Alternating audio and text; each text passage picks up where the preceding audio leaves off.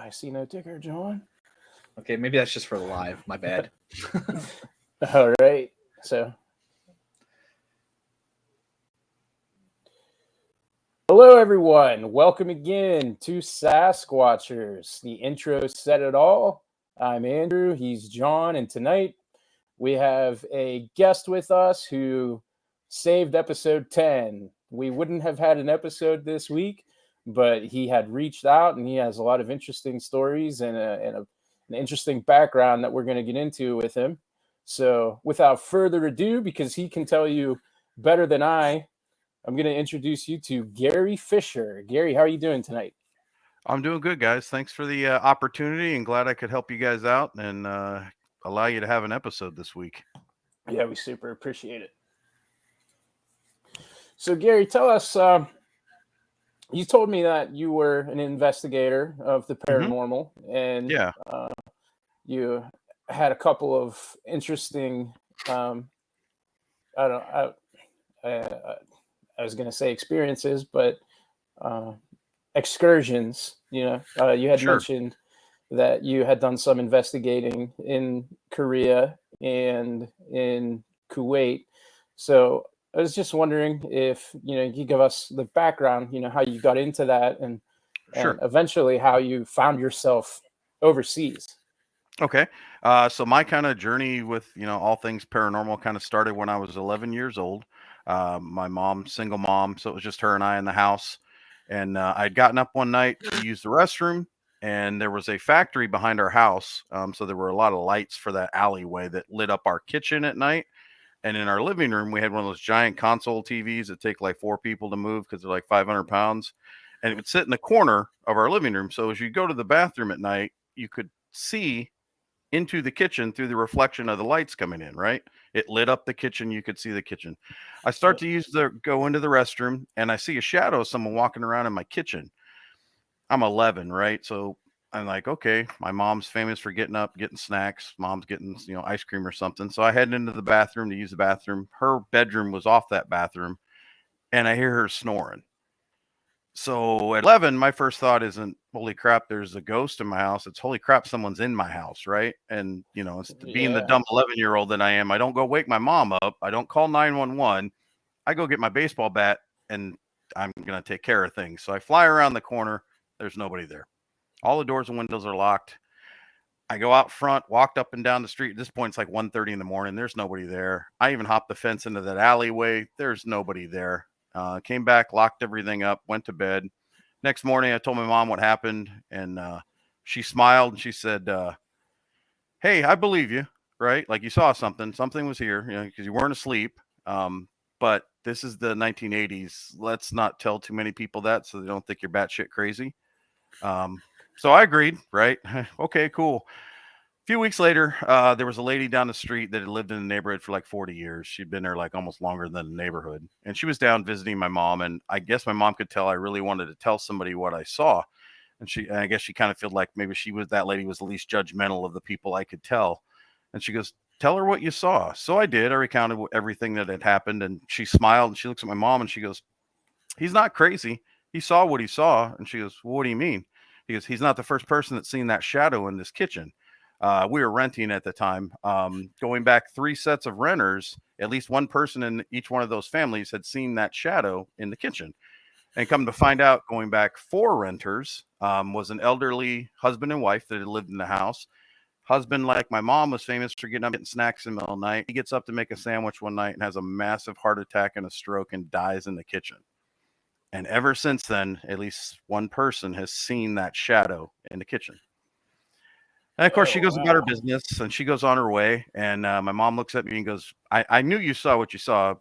But again, I'll reiterate, it's the 1980s. Let's not tell too many people because they're going to think you're crazy.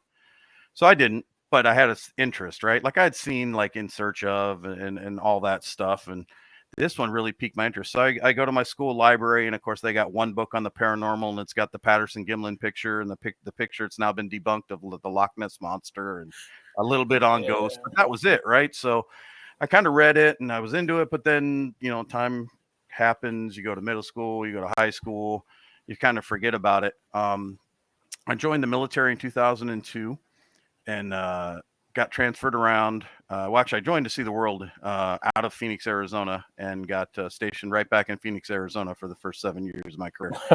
Mom was ecstatic. I was not, but you know, it is what it is. But I did finally get orders. I changed jobs and I got orders to Columbus, Mississippi. And growing up, I had played soccer as a hobby for most of my life, like 30 years. And I got hurt. And the doctor said, hey there, champ, your pro career's over. You can't play anymore. So I suggest you find another hobby. So we're in the middle of nowhere, Mississippi, right? I didn't really hunt. I didn't really fish. I fished a little bit, but didn't really hunt. And that's pretty much all you do there. And so I'm sitting there thinking, what can I do for a hobby? And I remember I'd been watching Ghost Hunters for 3 or 4 years at that point, maybe even closer to 5. I think it came on in 04. And I always kind of felt like, you know, these guys seem like they're helping people, right? And I always had kind of felt like I had a calling for that. That's why I was in the military. And I said, you know what, maybe I could do this. So I called several local groups. First one never called me back. Second one said, no, we're not looking for new members. Third one says, hey, by chance, we happen to be in the middle of a real huge roster turnover, which I've come to find out, and I've been doing it since, happens a lot, right? Whether you're in a group or running a group, it's every once in a while, massive exodus and massive new people. They said, hey, why don't you come out and see if we like you, see if you like us on an investigation. And if it works and clicks for both of us, we'll bring you on board. I said, okay. So, you know, I've seen ghost hunters. They're doing, 3-4 bedroom houses. We're going to get to help somebody. First investigation they take me on is a 6-story abandoned hospital in Vicksburg, Mississippi that was haunted as shit. And I was hooked. And thankfully at the end of the night, I said, so how'd I do? And they're like, excellent. We want you on board. And so they brought me in. They trained me. I learned how to do everything from tech to case management, interviews, historical research, and then the investigative part of it. And I was just hooked. So I was there with that group for a couple years. During that time, I got temporary orders to Kuwait, which you talked about earlier, which I'd had an experience while I was in Kuwait. There was a building that we worked in, and then there was the chow hall, and in between the two was this old airplane hangar. And you'd walk by it and you just get this weird energy coming off it, right? Like you just got this feeling like, wow, there's like something about this building. And so a couple of days I'd stop and I just kind of looked at it and I noticed it's all sealed up. The doors are sealed, the windows are sealed. Anything that's got in or out of this place is sealed. And it's the only hangar like that. And I'm like, well, that's weird, right? On top of the weird vibes it's thrown off. So I found one of the Kuwaiti Air Force members, and I asked him, I say, what's the deal with that lost my word. What's the deal with that building there?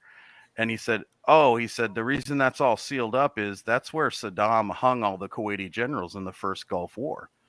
He said, in fact, the nooses are still hanging in there. And by Islamic law, only Islamic clerics are allowed to go in there, and they won't go anywhere near that building. So that we seal it up and keep people out. And I said, so you're saying there's like paranormal stuff going on there? And he's like, yeah, a lot. I'm like, okay, well, that would at least explain the feeling. So I get home that night. I email my wife back in the States, and I'm like, send me my K2 meter. Send me my recorder, right? Now, mind you, I've been told, stay away from this building, American. You're not allowed in there, right? So I kind of had to be sly about it each day, going back and forth to chow hall, hit it with the K2, turn the recorder on and walk real slow. Didn't find anything on the recorder, but every time I went by that building, the K2 meter would just spike. And I asked the guy, I said, hey, is there any electricity in that building? And he goes, no, we've killed that long ago. Like the lines are docked. There's nothing going in or out of that building. I'm like, okay. So that was really cool, right? But you can tell how different parts of the world take the paranormal and how they revere it. And it's totally different than we do it in the States, right? It's for a lot of people, this is a hobby. For a lot of people, this is fun. It's very different over there, right? They're very serious about it. They're very guarded about it. So I found that interesting. Flash forward, I come back to the States. The very next year, I get orders to South Korea. And at that point, I'd already investigated on the Air Force installation that I worked on in Mississippi a couple times. And so I was bouncing around with my boss, and I mentioned to him, hey, this is what I do for a hobby. And he's like, I've always kind of been interested in that. maybe we can get some guys together and find some place to investigate while we're here, since we're all separated from our families. And I said, yeah, that sounds like a good idea. So we found a couple other guys that were kind of into it, and now we're like, now where do we investigate, right? Because you're in Korea, you can't just go off base and say, hey, I'd like to investigate your place, right? There's a language barrier. Again, there's a different reverence for the paranormal. But we did find out from one of the guys that ended up being in our group that we formed. There was a building there that the girls that worked in the admin portion of the military would never stay late at night at, because they heard bangs and they heard voices and doors slamming, and they just stayed out of that. Like 5 o'clock, they're out. And so we went through the official channels. We got permission. We ended up getting to investigate that building. Found some pretty interesting stuff. We picked up some stuff on our voice recorders. We got some stuff on some still photographs. I learned a valuable lesson as a paranormal investigator, because the base newspaper sent an investigator out to investigate with us, because it was right around Halloween, and they wanted to do a piece for public relations. And so she came out and she gave me a GoPro camera to put on top of my head, and like, oh, this is great. So she can see it from my perspective. About 2 hours into it, I have to pee. So I go into the men's room, not even thinking. I look down and taking care of business, get done, and went, oh shit. I just filmed myself going to the bathroom. So we go back out, and I'm trying to figure out what to do. And she goes, well, I got to go. So if I could get that GoPro camera back. I'm like, yep, in just 1 minute. And I took it and went in my office and erased it and gave it back to her. I'm like, sorry, you're not getting anything tonight. Oh, So you young investigators out there, lesson learned, don't do that. Anyway, so we did find some cool evidence. And then I got stationed in Tampa, Florida from there. And at that point, my wife at the time had started getting ill, and she was chronically ill. So I didn't have the energy in me to kind of start a new group over, because I don't know about where your guys' backgrounds are, but starting a group takes a lot of work, right? Like you got to interview, and you got to, sometimes you're supplying all of the equipment, and you're dragging all the, tracking down all the cases. It's a lot of work, and I just didn't have the time or the energy to do it. So I joined a group down there. Again, we got to investigate the Air Force Base that I worked down there. There was several reports from a couple different buildings that we did. It was total 3 or 4 investigations on that installation. And then a few years into it, the group's owner, the founder, and a few of us that were a part of the group kind of had a difference of opinion on where the group was going to go, right? He wanted it to go one path, more power to him. I'm not saying anything disparaging. We wanted to go more of the helping people route. So we went ahead and formed our own group from the remnants of that group, although they still stayed, a group themselves. And so, did a bunch of cases there. And then for the last 4 years of my career, I got stationed in Southern Illinois, right outside of St. Louis, Missouri, which is where I'm at right now. And I formed a brother group to that. So that's kind of my investigative Cliff Notes, and it's probably way longer than a Cliff Note, so I apologize. no, that's okay. You gave us a good bit of stuff to work with. I'm just terrible at stopping guests talking, even when I have a thought pop up. I'm Okay. just, I guess, I don't know, as a host or interviewer, it almost comes second nature to Sure. my desire to hear your story and learn, which kind of drives the that's the reason why I do this. Yeah. So I don't necessarily investigate anything yet. I haven't taken any steps to that. So my experiences are from hearing individuals like yourself, recount stuff. So I'm going to try to go back a little bit. All right. I'm going to go all the way back to the beginning. And Okay. When you had mentioned that you had seen that figure in that building that you guys were renting, was that the only time you ever had any type of experience with that, or did that kind of become something that was more of a regular thing for you in that kitchen? Yeah. So I would see the guy, I'm assuming it was him, many more times while we lived there. Again, middle of the night, right? And not during the day.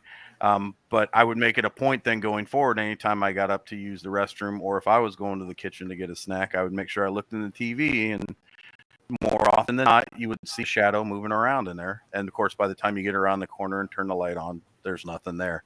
But no, we did. I saw him. My mom never saw him. She said she did get up a couple times, and never saw him. And I don't know what the reason for that is. You know, when it comes to the paranormal, there's so many theories out there. Some theories say, oh, well, they identify with people's energy, so they'll make themselves known to certain folks and not other folks. But I don't know. But I did see that shadow figure many more times before I moved out of there. Yeah, that's interesting.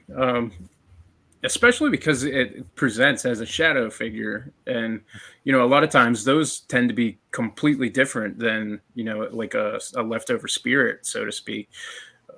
So I thought that was kind of an interesting thing too. Yeah, You never felt any of like the shadow people vibes from it? It just always felt kind of no. safe there. Or... Yeah, I mean, never ever felt like, oh, this is ominous, or any of the other stuff that Hollywood kind of tend to want to make you believe about certain aspects of the paranormal, right? Like, hey, no disrespect to that one really famous guy, but not everything's a demon, and not everybody gets possessed, right? Yeah, yeah. I've been doing this for 15 years, and I can count 2 times where I went into a location to do an investigation where the energy just fell off, and I said, you know what, I don't have the skill set to help you. Let me network and get somebody in here that can help you. And I ended up referring them to paranormal clergy both times. But that's out of hundreds of cases over 15 years, right? So I never felt negative. I never felt any of the like again the Hollywood sensationalism of what a shadow person is. Like any other aspect of the paranormal, there's theories on what they are, but we don't really know, and that's part of what drives me to do this. The first and foremost is to help people and make people feel safe and secure in their homes and businesses, but I do want to know what this stuff is and how it works, and that's one of the driving factors of why I keep doing it. Yeah, for sure, absolutely, and that is a good point. That there are so many people who actually have had strangely positive experiences with shadow people, Hmm. and the theories are just you know it astronomical and different, and without any type of further solid evidence. I guess it's all up to speculation. Well, everybody tends to think that there are experts in this field. How can you be an expert in something that we can't really prove yet? You can be experienced, and there are experienced people out there that know a lot of stuff and know their stuff. But I would not consider anyone an expert in the paranormal because we don't know what the paranormal is. That's why it's called paranormal, right? Yeah. If we knew what it was, it would be normal. Yeah, so I would say there's like the 3 tenets of the paranormal. You got your ghosts, you got your cryptids, you got your UFOs, right? I know ghosts exist because I've experienced it. I have my feelings on what I think they are. But again, I can't prove it to someone that's never had an experience, right? They go, oh, it's bullshit. It's never happened. Well, if I hadn't had that so young, I probably would say the same thing, right? Until you've experienced it, you may think it's possible, but do you really know? I've never run into Bigfoot. I think he's possible. I think he may have existed at one point on this planet, but until I can actually get concrete interaction, I got to go with I don't know. Yeah. Well, and I that's think it's fair that you do it too. Yeah, I think it was interesting that you were young when you saw this shadow figure, and even being young, you were not in fear, or you didn't feel threatened at that Sure. point in time, because kids, I mean, if I as a child walk out in my kitchen and there's a shadow figure when I know there's nobody else here in my home, there are a couple things that come to mind. Somebody's broken into the house, Mhm. somebody's here that shouldn't be.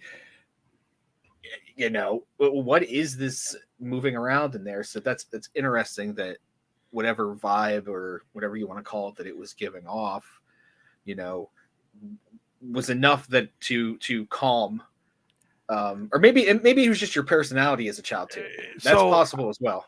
I was more fearful of it being an actual person in my house. And then kind of Sure. when we came to the conclusion the following morning that it wasn't a person in the house, I'm like, okay. Right. Again, no ominous vibes. It was just something rolling around in my kitchen. So, Just they some would say, entity Yeah. Well, I mean, they always say like kids and pets can see the paranormal and can see ghosts and stuff. Yeah. Why? Because they haven't been told that they don't exist or that they're not real.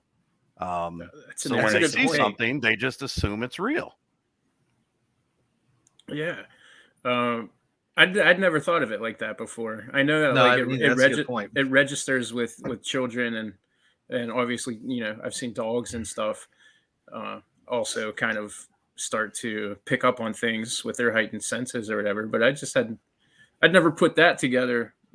That's an interesting take. I'm glad you threw that out there. I'm going to ponder that a little bit. But um, do you think that this was more of a like a strict haunting, or do you think with your knowledge and expertise that would you label it a residual haunting, so to I speak? Where think it was a residual one simply because it was at the same time of night that that guy would get up and get sandwiches and stuff and never really saw later in the morning before dawn or earlier in the evening, or during the day at all. So I would label it as a residual. That's obviously something that this guy really liked to do. And from my perspective on a residual, that's kind of what a residual is, right? It's something you do meticulously every day at the same time or every other day or every week, and this is just something you're tied to and it's something you may have enjoyed, and so that energy kind of the stone tape theory gets absorbed into the environment and then just gets played back like a giant tape deck. Now how that works, again, part of the reason I do what I do, I'd like to find out. But that theory makes sense to me because it is the same thing. Middle of the night, shadow in the kitchen, never see it any other time. I'd say that's residual. Yeah, right on. Yeah, I think that makes a lot of sense, and I hope he at least gets to enjoy the sandwich that he's Well, constantly in flux making. yeah, I hope it's like got I hope it's got like gabagool and stuff on it. Yeah, But, it's got to, man. It's got to. Just a big Italian stack sandwich. Yes, yes. But it almost makes me wonder, and this might be outside even like some of the mainstream paranormal ideas, is that even though that this residual haunting or occurrence is happening, is there a spirit even tied to it? It could just be, maybe it's just leftover energy. Yeah, like he's gone, he's passed, he's moved on, right. But there's still, since it was such a ritualistic event and there was so much emotion for him tied to it, like that was his favorite thing, was making that sandwich at night. It's almost maybe like a that's footprint, right? Like the boot's right, not there, the person's not there, but they were there. Exactly. Yeah, so that's maybe like I said, maybe that's maybe that's paranormal for that idea. I don't know, but it makes sense, like you said, like the footprint analogy. Like just every night, there's the footprint. Yeah, and I've seen lots of residuals in the 15 years I've been doing this, right? And again, why do we know how? There's the stone tape theory. I spent 7 years as a mechanic in the Air Force and 13 plus now that I'm retired and doing the same thing as an analyst. So I kind of bring those debunking skills into it. Well, I can't prove the stone tape theory, but it makes a lot of sense to me as to why, especially when it comes to residuals, they are the way they are. Do you think that you see more residuals than what you would classify non-residuals when you're out investigating? Not so much in my experience. A lot of what I deal with and my groups have dealt with, obviously are people in their homes, and it tends to be either people that we, again, sometimes we can't. We can tell them, yeah, we think there's a spirit here, but I don't know who it is, right? They're just not willing to communicate who they are, and we haven't been able to figure out from our investigative work who they are. But a lot of times it's people that have lived in that location before, or family members. It's every call I field, the first thing they say is, "You're going to think I'm crazy." Well, I don't think you're crazy. You're experiencing what you're experiencing. My job as an investigator is to tell you whether I think it's something normal and maybe treatable, a la bad wiring or whatever the case may be. Or there's something paranormal there, and we'll see if we can help with that. But you'll get people like, oh, there's this, this, again, demon in my house. And you do the investigation and we go, hey, we kind of feel like it's your Uncle Frank and he's just watching over you and the kids. And then she'll go, oh, it's Uncle Frank? That's cool. Tell him he can stay, but don't wake up the kids. and a lot of times it ends up that way. And that's the ending we want. We want people to feel, hey, sometimes there's stuff in your house and you may want it gone and we may not be able to get it gone, or once we tell you who we think it is, you may not want it gone. And that's kind of the best ending for any of our cases. Yeah, I still feel like I want Uncle Frank gone. Sorry, Uncle Frank. We have people say that, hey, Uncle Frank's an asshole. Get him out of here, right? Pack it up. You're out of here. Yeah, you're done. You're done. But yeah. You broached a subject there that I've been wanting. I've been dying to have somebody on that I can ask this question to. So when you're discerning whether or not you're dealing with a true haunting versus bad wiring or plumbing or something like that, how often do you run into that situation where that it is something like that? And it's something that, you mentioned the early seasons of the Ghost Hunters, and I still watch that show religiously. I mean, I love them to death, but it's definitely, for better or worse, it's produced. Sure. That's a television show. I can take tidbits from it, right? Yeah. And incorporate it into my investigative style. And one of the things I took into my investigative style is going in to disprove a haunting, right? Yeah. And just because I tell you that there's something man-made or natural that's happening doesn't necessarily mean that's what's causing it, or it may just be contributing to it. But until you get the normal figured out and addressed by a professional, then how are you ever really going to know if there's something paranormal there? Right. And so I'll point that out, right? Hey, I think you got bad wiring. You got what is essentially a fear cage here. You live under these high voltage power lines. Does this stuff happen when you're not at home? That type of stuff. And when you point it out, a lot of times people go, okay, I'll get that checked out. And then once they do, you get a call back. Hey, we don't have any more problems. And some people just don't address it. And they just keep calling you back. Well, we need you to come out here. Again, I can't help you until I can rule out this stuff. So, yeah, it's a balance. You gotta, it's one of these. That was one of my favorite aspects of that show early on. And you can still watch the old episodes on different streaming platforms and stuff. And, it's something that over time they lost for one reason or another, that the shows kind of stopped showing that part. But I love. Well, they had a split. They had a split too, didn't they? Yeah. So I think not really. The longer they were on, the more it's about ratings, right? The TV executives give two shits whether there's a resolution. They want sensational ratings, right? And I have a friend of mine, because I used to get pissed when I would watch the early seasons of some of these shows and go, that is not how we do it. That is not how we do it, right?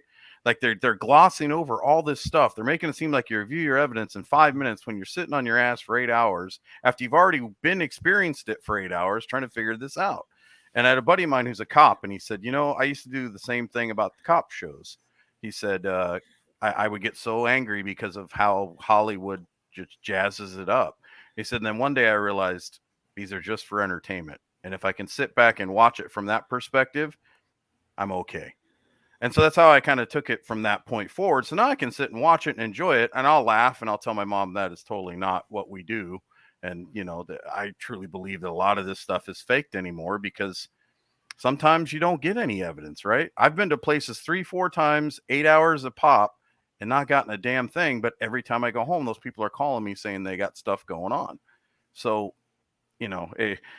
for that certain one that has the daemon of the week, so to speak, like that, statistically, it's an improbability. So I get it. They need ratings. Sometimes they gotta, I guess, pump up the volume, so to speak. Yeah, and you mentioned, I guess John kind of talked about the split or whatever, and you talked a lot about how different groups kind of go their separate ways, and with the exoduses and stuff. It seems like that's kind of really, really prevalent in paranormal investigating, and I'd be curious to see what you think is the reasoning behind that. Well, so I think a lot of it in the early years, and I say early years for me from 2009 on, was the prevalence of the programs and how popular they were in those early 2000s, beginning in 2000 teens. And so every Tom, Dick, and Harry that watched it went, oh, that looks like fun. That looks cool. That looks exciting. That's a thrill ride. That's better than riding a roller coaster. I want to do that. And so they come out, and they're excited in the beginning, and then they see the actual work that goes into it. Not only the prep, not only the investigation, but the after investigation, where you have to go through all the evidence. And you got to, if you're running 4 cameras, cool, we got the whole house covered in 4 cameras for 8 hours. Except that's 32 hours of shit you got to sit and watch again, over and over and over. I'll tell you a quick story of my group in Florida. We went to this house. Our tech guy goes, I got a brand new DVR. And this was back when we were hardwiring the cables, right before we had the wireless cameras. And so 8 cameras set up in this house. And he's like, who's going to watch the cameras tonight? And I'm like, I'll take the bullet. I'll sit and watch them live, right? And so we're sitting there, and I'd call stuff out. We were checking it, and we get done. And I messaged him a couple days later, and I said, did you get a chance to review the evidence? And he goes, yeah, about that. I bought a hard drive that didn't have anything on the inside. So those cameras were just running and not recording for 8 hours. And I'm like, dude, we caught stuff on that. And he's like, did we? Because I don't have a record of it. How did he? How did the tech guy? Yes, buy exactly. He bought a hard drive. Why are case. You our tech guy? You're killing. You bought an empty case with no empty no case, hard drive, which was $8 compared to a hard drive, which at the time would have been probably like 100 something. We used to joke that he bought his gear from North Korea. So, but yeah, so silly stuff like that. But yeah. I think when it comes to the TV shows, you got to remember they're there to get ratings. They're not there to actually show evidence or help people. I think there's people involved in those shows that have those altruistic, feelings, and they do want to help people and do the best they can. But I also have several friends that are in the paranormal TV world that once you sign that rider, they own you, right? Until 3-4 years past the show date, you can't say anything disparaging about them. You can't tell them what really went on if something was different. It's just how all those contracts are written. So they're in a tough spot. Yeah, for sure. I know a lot that there's NDAs exist everywhere. I'm a chef when I'm not doing this, and I ran a multi-concept restaurant, but it wasn't mine. So I'm actually not allowed to use any of the recipes that I had invented or any of the dishes that I invented when I was running that kitchen for them. How do you copyright a recipe? I signed paperwork that said that. I mean, could you use like white pepper instead of black pepper and call it something else? It's not the same thing anymore. I've not even legally, because I signed an NDA, allowed to tell you what I put in it. Oh, okay. Gotcha. Well, I understand that. So back in September, I had an opportunity to do an episode of a TV show that's going to be coming out, I think, sometime next year. I can't say a lot about it, again, because of the NDA. But what I did find interesting about the NDA, and this is not a dig at those guys, because the people I worked with on the show were amazing, but I can't say anything disparaging about them for 5 years after it airs, even if I don't like how it's edited or how I'm presented. And I don't anticipate there being it. I was telling the story of my deceased wife, and they were very caring and kid gloved and very supportive of how I told my story, and they pretty much let me tell it. So I don't anticipate there being a problem. But all of the writers in the NDA were just amazing. I'm like, now I finally understand my friends that do these TV shows week in and week out, and why they're like, yeah, don't do this. This is not really worth it. Yeah, it's one of those things where you're like, when you're working really hard, and obviously there's that goal and there is that huge market, but once you make it, it's not always something. It's not what it's cracked up to be. And every single one of them have a separate job, right? Other than, you're probably talking the Ghost Hunters and the Ghost Adventures guys. Other than those two, I'm willing to bet there's actually no quote unquote money in paranormal TV for the cast. So, there's a little bit, but they still got to work other jobs. So it's probably Mountain Monsters guys too. They've gotten very popular. Yeah, I think a lot of those shows though are making more on the convention circuit and the autograph circuit, and that might be true because they do go around and the boat shows. Yeah. So I think that's kind of where they play it off to people when they try to get them on these shows of, hey, we can't really pay you a lot. And I do know if you get a second contract, if you get renewed, every time you get renewed, the cast gets a little more creative power or a little bit more money or whatever that balance is. But in the beginning, man, they don't, it doesn't pay much, and they own the way you're presented. And it's another thing. This is something that it's really a labor of love for just about everybody involved at least in that level. And so it's something that you could easily be taken advantage of Sure. in that regard. I guess But as long as you know going in that that's how it is and you sign your name on the dotted line, well, then you got to live with the results, right? Again, I feel like the program I was on treated my story very respectfully and caring, and I don't anticipate there being an issue. I think the way I told it is how it's going to be presented. But I can't necessarily say that for all programs because, you know, there's everybody's different. right. Yeah. But so you were talking about you know, when you were investigating in Kuwait and you were trying to do it Mhm. on the sly. Um, you mentioned, I think it was a KF meter, A K2 meter, yeah. K2 meter. So for anyone who's listening who might not know what that is, I was wondering if you could maybe give us a rundown of it. Sure. K2 meter. Is that my dog? Whose dog That's is that? mine. Okay. They're outside all the way over on the fenced in area too. So Oh wow. Every Okay. one of us All right. have dogs. It's all good. Yeah, We had it's all a, good, I man. have 3. I have 2. One's a big one and one's a little terrier, and that sounded like my terrier. I'm like, what is she doing? No, those But are just little beagles. our dogs are side characters to this. gotcha. Yeah. Anyway, so K2 meter is actually a piece of equipment that they've pulled in from other disciplines, right? It's been used by electricians and stuff to show differences in electromagnetic fields. Now, TV shows, or a lot of TV shows, I'll say, present that as proof of a spirit. No, it's not. It's a proof of there's a change in the electromagnetic field. Now, your job as an investigator is to figure out why that is. Is that something not, normally occurring, or could it be because of paranormal activity? But TV will say, "Oh, look, the K2's going. There's a ghost here." That's step 12. You haven't even done 1 through 11 yet to try and determine that. When it comes to equipment, I've found the most success with stuff again that was used for other disciplines. Thermal cameras, right? They're not paranormal exclusive. They were used for other things. Plumbers use them to find leaks in the walls or gaps in air around windows and whatnot. So it's beneficial, and I know it works, and I know how it works.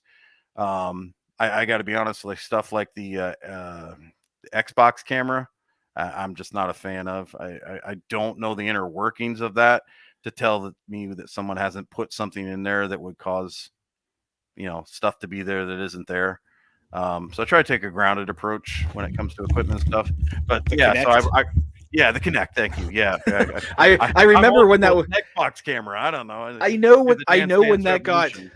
I remember when that got popular on some of these paranormal shows where they were using the Kinect because it would draw out like the movements and that. And I kind of thought it was silly a little bit myself, but So I had a friend that's way smarter in electronics than I am explain to me that he doesn't think that they're legit either because those cameras are designed to look for motion. So it's kind of like your brain when you're looking into a cloud and the whole pareidolia thing, your brain's trying to force fit it to make it look like something. He said that's kind of the same principle on those cameras. They're looking for anything. So if it sees a chair, it might put a body in that chair simply because it sees the chair. Does that make sense? Yeah, it does. And again, he's a lot smarter when it comes to that stuff than I am. So I that's one piece I'm not a big fan of anymore. Let's be honest, there haven't been a lot of advances in paranormal equipment in at least like 20 years. And all they do is they put 3 or 4 pieces together in a different box with different color lights and different chimes, and that's it. And again, that's not to disparage the companies that make that stuff, and a lot of people buy them. But at the end of the day, what have we done to kind of progress this? Again, part of what I want to do is prove this. I can't prove it with the equipment we have today. So I'm hoping there's some young folks coming in that got some unique ideas and maybe some different tactics and different sets, pieces of equipment they can create or co-op from another discipline to maybe further the research. So speaking of equipment, so what's your opinion on like the talk box? the Or the spirit voice box. box. I was Okay. I was gonna ask about that. Yeah. So I have a quick story about the spirit box involving my wife that passed away, if you guys have time. Yeah, sure. Go ahead. Okay, Absolutely. so in the beginning, I didn't necessarily believe in them, but we used them, and the more I used them, the more we started to have success. Like I mentioned, I think earlier, when I was in Korea, my wife got sick in 2012. They flew me back early, and then from about 2012 to 2019, she was just chronically ill. And then in 2019, she unfortunately passed away. Uh, Love of my life, my soulmate, my best friend, my rock, real kick in the nuts. Um, Yeah, sorry to hear about that. Thank you. She's come back a few times, and about 6 months after she passed, my group and I were doing a local business here, doing an investigation for them because they had some paranormal experiences, and that was about the time the Estes method was getting really popular. Are you guys familiar with that? I am not I've by I've heard name. of it. Okay, I've so heard of you it, take but I'm, take a spirit box, right? The squawk box that runs through the radio frequencies, and you put headphones, sound canceling headphones on a person and a blindfold, and so they can't hear anything else in the environment other than what's coming through that radio. And so I did that. And it was a restaurant we were in, so I'm at one end of the restaurant with I was doing it, so I had the headphones on and the blindfold my partner, and the rest of the folks were at the other end of the restaurant, and they were speaking very softly, and they were asking questions. And so the theory is they come through, and I don't know what the questions are. I'm just repeating everything I hear, right? And sometimes it doesn't correlate at all, and sometimes it does. We've had some really good success. So anyway, before I finish that story, back up so it makes more sense. When I first got involved in the paranormal, my wife wanted nothing to do with it. I'd come home from an investigation. She'd say, "Hey, how'd it go?" And I go, "Oh, I'm all excited." I don't want to know. I just want to make sure you had a good time and never holy bring something water. home, right? Never bring something home. Got it. So we joked one day. I said, if I ever go before you do, I said, all my friends in the paranormal who have equipment, and the very few people I know that I feel are really actually gifted psychics and have actual abilities. I said, if I'm able to come back to any of them, either through their equipment or through their abilities, I'm going to tell you that the code word is blueberry pancakes. There's no way equipment or a psychic would know that, right? To pull that out of their hat unless it was me that they're actually communicating with. And we laughed about it. And she goes, okay, the code word's blueberry pancakes. Anyway, back to the restaurant. So we're sitting there and we're having a conversation with the spirits that were there, according to the people that I talked to later that were asking the questions. And I'm right in the middle of it. And through the headset, my wife's voice comes on and says, blueberry pancakes. And I remember I took these off, I slammed them down, I pulled the blindfold off, I'm crying, took off, walked outside. My partner helped me co-found the team, comes running out after me, and he's the only other one besides my wife and I that knew that story about blue. He said, "What the hell happened in there?" I said, "I heard Dana say blueberry pancakes." And being a friend that he was, he's like, "Oh man, are you sure?" Like, because that thing's going fast. I said it went across like 4 or 5 stations. Blueberry pancakes. It was her voice. So like, she's there. And so he kind of brought me back in. And at that point, because I had thrown the headset off, it unplugged it from the spirit box. So now you can hear through the speaker, right? And I think to his credit, he was trying to kind of make me feel better. And he goes, I don't think Dana's here tonight, right? We were talking to some other spirits.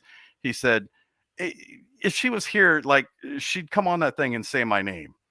3 seconds later, in her voice, she says, "Hi, Brian." Oh wow. And he starts crying. I start crying. Everybody there starts crying. So yes, I believe in spirit boxes. Do I think they hit 100% of the time like Hollywood makes you think? No, absolutely not. There's a lot of times you just don't. It depends on the spirit and their energy. And again, I don't know why this is. Another thing I'm trying to prove or figure out is some spirits seem to be inclined to use certain pieces of equipment, some don't. Um, she came through on a spirit box. A couple other times she's come through using the flashlight method. She won't touch my REM pod. She won't set my REM pod off at all, even though when I know she's there, right? So um, I don't know if it's preference or energy or what, but that's one of those things I certainly would like to know at some point. I think energy has a lot to do with it. And that's just kind of based on my limited knowledge and experience. I think like and it almost seems like a spirit box is easier to kind of harness and attach to versus maybe something that would take a lot more of your energy to accomplish. Sure. I mean, at least from again, I've never even touched one, but Yeah. Just from my limited knowledge, that's kind of the takeaway that I always had with it. It's But kind of what I'm leaning with until I can find something that proves or disproves that. That makes a lot of sense to me as well. It's just how their energy or how much energy they have or how they're able to disperse that energy to let us know they're there. It just may be certain pieces of equipment work for certain individuals. that's an incredible story, man. Yeah, That's I guess you were jarred by that, but I'm sure that was like, in it retrospect, was. something that was cathartic It, for you. oh God, yeah. Enrapturing. Yeah. And so she's come back a few times. She passed on a Saturday, and of course, all the family's there. But then Sunday, everybody goes home, right? They all got to go back to work on Monday. So it was myself and my youngest daughter, um, who was, I think, 22 at the time, and my dog. That was all that was in the house on Sunday. And I'm doing laundry, right? Just to not think about it for a minute because that'd been 24 hours of, hey, my wife passed away.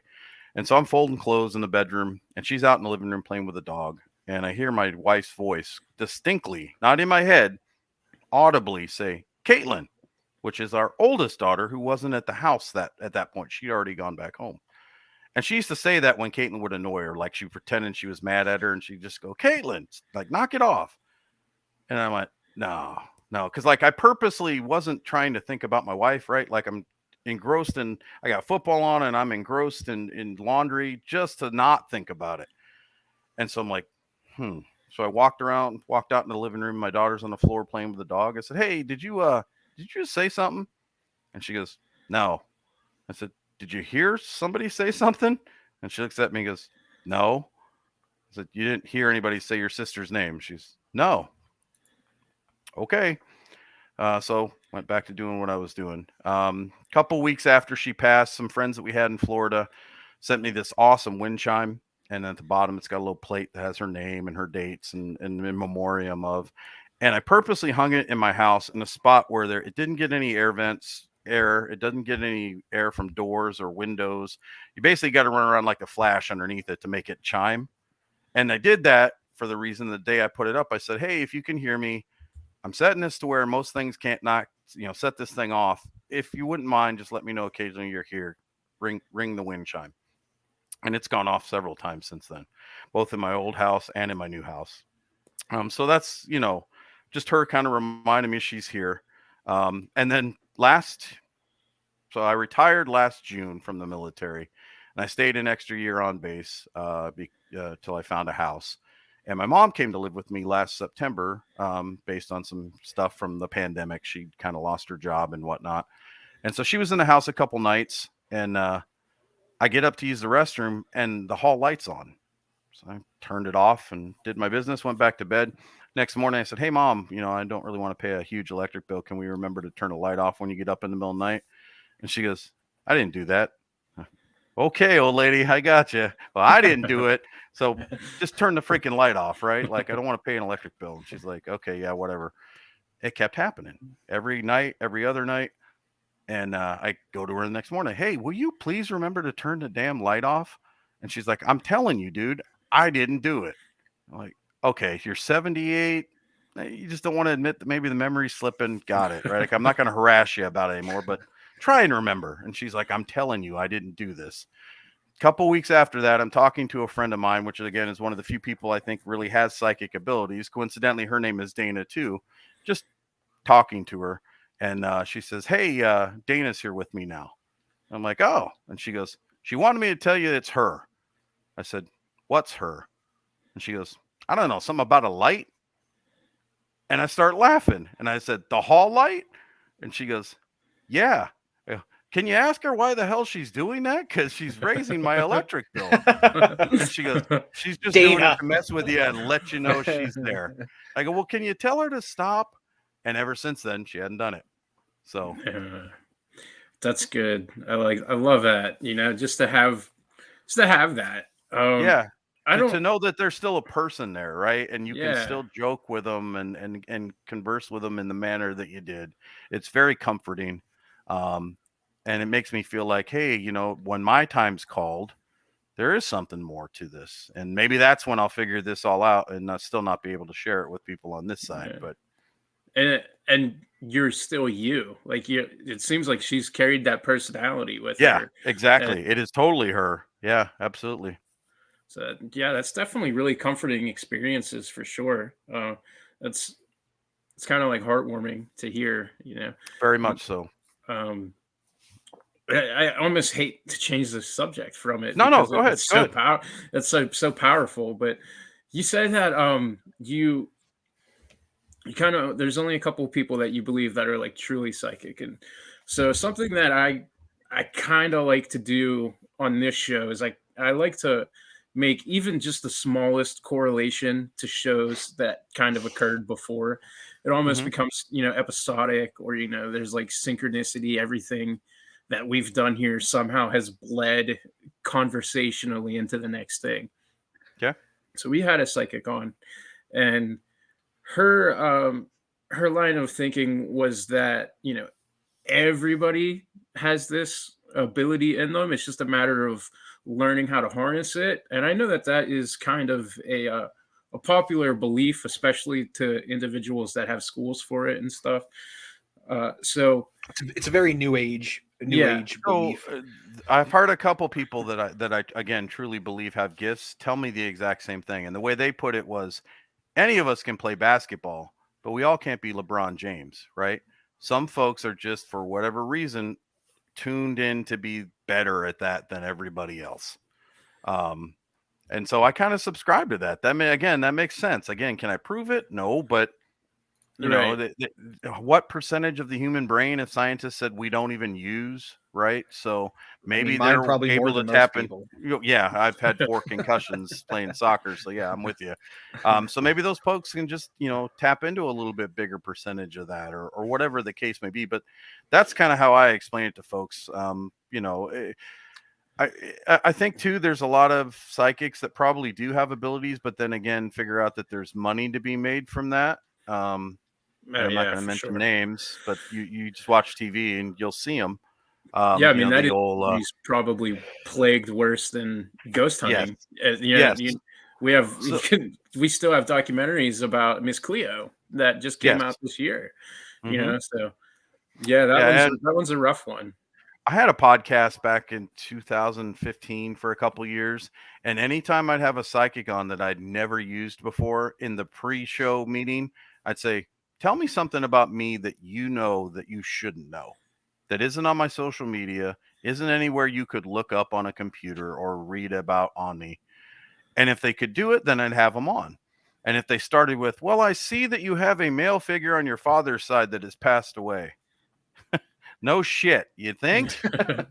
Thanks for your time. We're not going to do the interview. And That's that's actually kind a of really how good. that's how I've approached That's a it. good Anytime screening. someone says, "Oh, I'm a psychic," okay, well then tell me something about me that you shouldn't know. And if they can do it, then I feel like they have gifts. If they can't, hey, keep telling people what you want, but you're not selling that order to me. I'm not buying. Now there is a brand of psychics that claim that they can only look. I forget what they're called, but they can only look into the future. They can't see the present or the past. And so would those folks be the ones that can't figure out the winning lottery numbers though?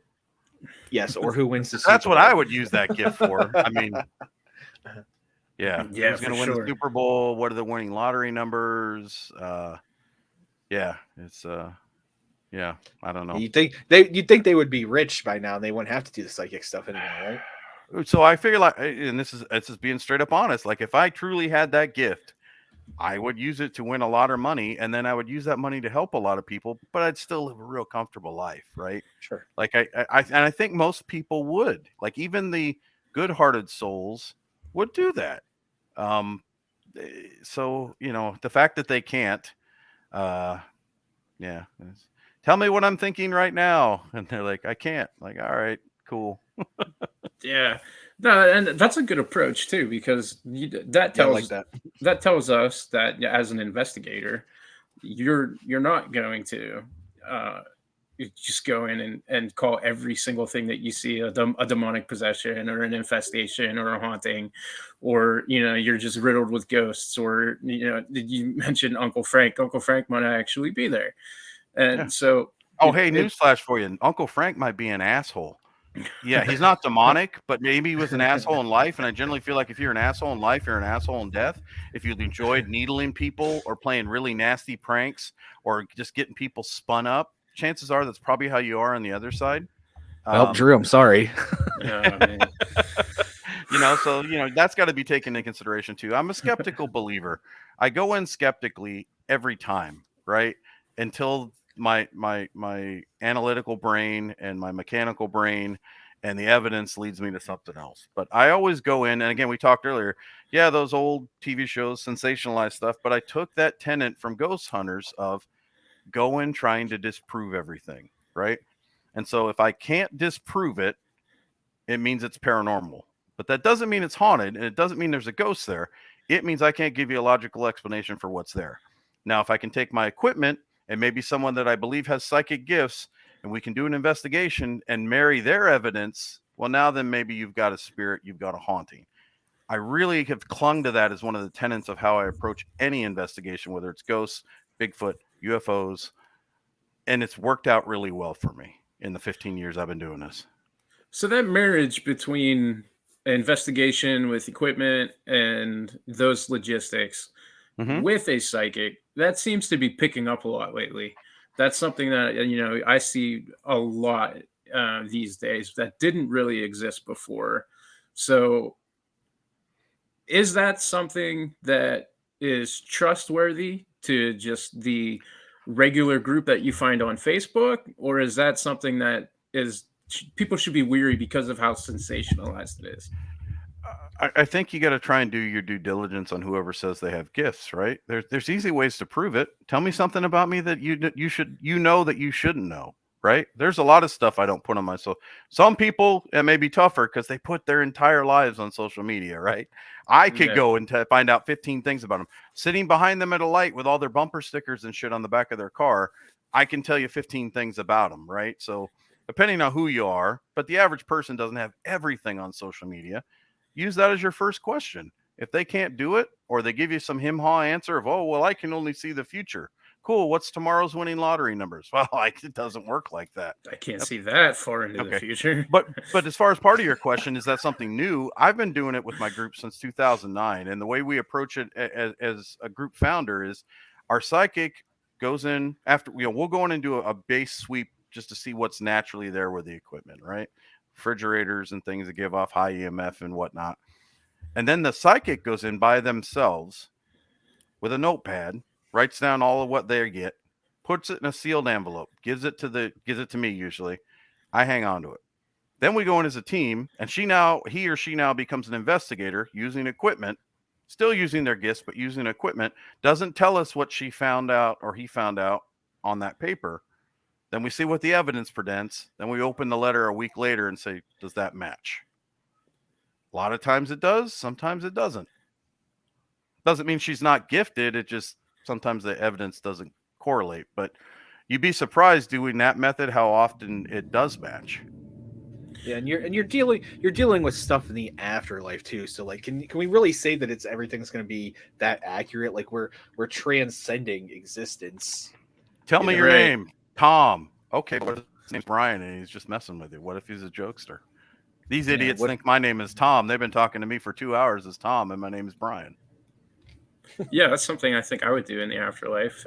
I probably would as well, right? I'm the guy that the first thing, like my wife would be flipping lights on and ringing doorbells, and yeah, that would be my shtick, I think. But yeah, I feel like I'd be Beetlejuice. That would be my thing. It wasn't even that long ago. People still had to go to the bank every Friday to pick up a paycheck. And these satellite signals and stuff that we have. Technology has gone, to space and back, but it hasn't been doing it that long. So, like what you just said, John, with we're transcending life and afterlife. This is all brand new. There's something to it. Well, you got to keep things in perspective, right? So there's this theory, and I don't want to get too political, but like global warming, right? Oh, well, the last 100 years that we've been tracking temperatures, here's what it shows. Okay, but the planet's like 2,000 years old at least, right? And we didn't study any of that before then. So are we cycling or are we just global warming, right? We don't know. So you got to keep everything into perspective of how you're looking at it. And statistics, this is going to come to a shock to some folks, can be used to spin your agenda and your viewpoint any way you want. Well, acid rain killed me in the 80s before I was even born, and then net neutrality killed me just about 5 years ago. So, and if you followed Al Gore in the 90s, we all should be underwater right now, right? So, well, not Al Gore. He was in his jet. So yeah, that's true. Yeah, he was. I mean, he was busy inventing the internet too. So how would he? Yes, very much so. Thank you for that, Mr. Gore. I appreciate that. But again, I think there's a lot of just common sense things that you can use when you approach an investigation or dealing with psychics or dealing with clients, right? Everybody, again, I said, you're gonna think I'm batshit crazy, is what I get from most clients when they first have contact with them. Guess what? Occasionally, they are. I had one lady, seemed very normal. I went and do a one-on-one interview before we brought the team out. And she says, yeah, I've got these ghosts and stuff. And I said, oh, okay. And she goes, I even have pictures of them on my phone. I said, you have pictures of the ghosts on your phone? She goes, yes. I said, can I see those? Because I'm really interested. And she goes, yep, they're in my purse. And she goes, I'll go get them. So she proceeds to go into her kitchen and gets her purse out of the refrigerator. And I said, hey, just curious, why is your phone in the refrigerator? Oh, so the aliens don't get it. I'm like, oh, you got me, you son of a bitch. Now like, hold on. I'm usually very good at determining if someone's struggling mentally, right? She might have something there. She might. This show is Sasquatchers. She's 100% wrong. I can't say she's 100% wrong, but I'm going to lean with she might have something she wants to talk to a professional about. And by the way, there were no pictures of ghosts on the phone, even though they was in the fridge. So, the friendly ghost. You just kind of you reminded me of something that happened to me. I guess this is probably, I don't know, it's at least 15 years ago, and this is probably the most disheartening thing that's ever happened to me as far as paranormal goes. So we had a really good friend who had this property. It was an old farm, and on that farm, we heard story after story after story after story about how haunted this place was, and they had pictures and more than just photographic evidence. But it was early 2000s, so we didn't quite have the computers in our hand like we do now. Right. So we went there one day, and they had shown us a picture, and I swear to you, it's as clear as day. The things that you see, there was out of a window. There's I don't know, somewhere. I would date it at about like in 1800s kind of look. There's a monocle and the handlebar mustache, and he's just standing there, plain as day, on the window. And next to him, there's this. You could see this child, and so there's these spirits, and it's just perfect imaging. And we eventually go to this farm, and when we're at this farm, we're playing around. I know certain people have opinions, and I haven't done it since, but we have a Ouija board there. We're trying to communicate with people. Where cameras running. We're taking rooms. We stayed there overnight, but we split up, and my cousin goes up into the attic. A couple of minutes later, he comes down and he said, I see them. And just the way he said it excited me. I was like, oh my God, this is amazing. You had an experience. We've only been here for like 15 minutes.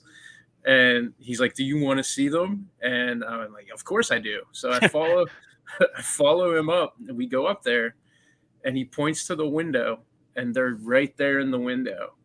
And just the way the dust settled on this window, that because we saw this image of this man and this child in it as a spectral, we were able to then discern those same, outlines of dirt looking out of that window. So it was the most compelling piece of evidence that I had ever seen at that point. And all it took was walking into that room and looking out of that window to understand that there was nothing there. And it's very easy to get excited because a lot of times you're sitting in the dark for 4, 6, 8 hours and not getting anything. And then something happens, right? And people are like, do you ever get scared? I'm like, no, I get startled because I'm sitting in the middle of, a room, and it's been quiet for 4 hours. And suddenly something goes I'm going to jump. It's human nature, right? You're not Yeah. expecting it. So, yes, I get startled. Do I get scared? I've not run into anything that I've been fearful of. I had those 2 cases where I'm like, I don't have the skill set to help these folks with it.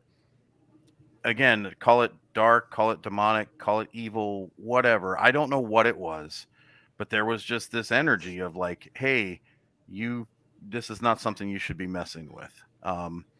So, it's you have to. I'm my own harshest critic. Like, I'll pick my own evidence apart for hours before I'll even show it to a team member, and then I'm like, now you pick it apart, right? Tell me what I'm missing here that's logical that'll explain this. And that's really, I think, the only process you should follow to try and, at the end of the day, whatever you're left with, go, yeah, I feel pretty comfortable in saying this is compelling evidence of the afterlife, or of Bigfoot, or of aliens, whatever discipline of the paranormal you're investigating. Yeah. And speaking of old ladies putting things into the fridge, my grandmother actually would put her purse in the fridge, but then she was diagnosed with Alzheimer's and she died. So Well, so we had another case where the lady sounded very, again, very, very competent on the phone with her mental faculties. And we get to the house, and the team went with me. A couple members of the team went with me this time. And guys, I shit you not, she had 400 and some odd clocks on the wall. There was 37 of them on the bathroom wall. were they all at the same time? Some of them, like batteries had died, so she just hadn't replaced them. See, that's that's a Satan thing. If I walked in there and all these clocks were set at the same time, it's like, nope, this is Satan. We're out. And so as I'm interviewing her, right, she had lost her husband about the time I lost my wife, and I said, just kind of, again, trying to help you out. Hey, have you had any grief counseling for that? Because I know I needed it, right? And she goes, no. I said, you've not talked to anybody about your husband's passing? No. So again, in my head, I'm thinking, well, this might have something to do with it, right? Her mom and dad are there. They're probably in their 60s or 70s. Mom's like, yeah, this place is totally haunted. Dad's sitting in the recliner like this is such bullshit. She's crazy. She's been a nut job since her husband died. But mom's playing into it, right? And so the lady goes, I keep hearing these voices. And I said, oh, okay. And she goes, I even captured them on my phone. I'm like, oh, here we go with the phone again, right? Is it in the fridge? And she's like, no. Sorry. Okay. So she pulls it out of her purse, right? And she opens up the thing. And so I think she's playing me a sound clip that she's done. And she goes, see, it's right here. And then on her phone, you hear, see, it's right here. I said, can I see your phone for a minute? Phone goes, can I see your phone for a minute? She goes, there's another voice. Just give me your phone. So she hands me her phone, and I look, and it's a camera feed. And I look, and it's a camera sitting behind me in her bookcase. And I'm like, the voices you're hearing are coming from that camera. And then on the camera, on a delay, you hear the voices you are hearing are coming from that camera. There it is again. And I'm like, oh shit. And these people, or this lady, had multiple groups out there. Some of them had done Facebook Live investigations and basically just made fun of her. She was paying not one, but 2 psychics from Australia every day, making long distance phone calls to tell her all she wanted to hear about her dead husband. And at the end of the thing, I said, look, we went through this place with our equipment. I don't even think your husband's here right now. But I would like to say, one, I think you need grief counseling, right? Like, I think that's paramount. You really need to talk to somebody about losing your husband, because I think it's affecting your kind of whole being right now. And 2, don't bring anybody else in here that's going to take advantage of you, right? Like, our group never charges. We don't even take gas money. But these people were charging her to come into her house to then put her on Facebook Live and basically make fun of her. And I'm like, just stop. Just don't do that. Like, there's nothing here. I'd tell you if something was here. And she's like, oh, okay. So we leave. About 2 weeks later, I network with all the local groups in my area. One of the other founders of another group messages me, hey, do you know this lady in this city? I'm like, uh-huh. Yeah, she just called us. She wants us to come out there this weekend and do an investigation. Just wanted to see what she mentioned you guys have been out there and wanted to see what you guys found. And I'm like, oh, so, some folks are in it for the thrill. I'm in it to help people, however I can help people. But sometimes folks don't take your suggestions, whatever they are. Yeah, I feel like through all of the conversations that I've had with investigators, it seems like, more often than not, people want a haunting more so than they actually have one. So Because they don't you can brag about, like, oh, my They- house is haunted. they don't My like husband, to be told. Uncle Yeah. Frank is coming and screwing again, around with my shit. Unlike Hollywood, 99.9% of the time, there's nothing malicious to it. No one's getting hurt. It's noises or things getting moved or you're seeing stuff. But again, this is one good thing about paranormal TV, right? It's made it very acceptable for people to say, I think I got a haunt in my house, or to reach out for help. But the problem is every Tom, Dick, and Harry has a paranormal group now. And sometimes they're not willing. Their agenda is not to help people. They're about, clicks and, YouTube stuff and stuff, monetization and all that stuff that I don't even get into. Our group, we're c1st, clients first. We're there to help. However that is. If that means I got to recommend, hey, I think you may have some mental issues that maybe you need to talk to a professional for. Or I think you got bad wiring, maybe get an electrician out here. Or maybe you got something paranormal. Let's work on getting rid of that if that's what you want the end game to be. Well, with all of that said, go ahead and promote the name of your group, and how people can get in touch with you before we wrap up. I always like to give everybody the opportunities to do that. Plug your stuff. Sure. Oh, I appreciate it. So, we're not super fancy. We do have a website, c1st Paranormal, Midwest.com. Same with the Facebook page. Just look up c1st Paranormal Midwest. There's a c1st Paranormal in Florida. That's our brother team. Quick story, and then I know we got to wrap up. We got a call for a lady out here that was having an issue with her daughter. And she had mentioned that she had just recently moved into the area, and they had moved from Florida, and her daughter had been having problems down there, and they called a group down there. And I said, oh, what part of Florida were you guys from? And she says, Tampa. Oh, well, what group by chance in Tampa did you talk to? And she goes, c1st Paranormal? Yeah, that's our brother group. And now you got the Midwest chapter. So we'll see this through to the end. So I was able to call them, get their case notes, see if it matched with what we got. But yeah, so c1st Paranormal Midwest on Facebook, and we have a website. We don't get into like the Instagram and all that stuff, and we don't post our evidence. I just don't believe in it. One, you're going to get ripped apart no matter how good you feel it is, right? And I struggle with people asking me to review their evidence because I wasn't there. I don't know what the dimensions are around that camera, right? What's behind the camera, what you can't see off camera.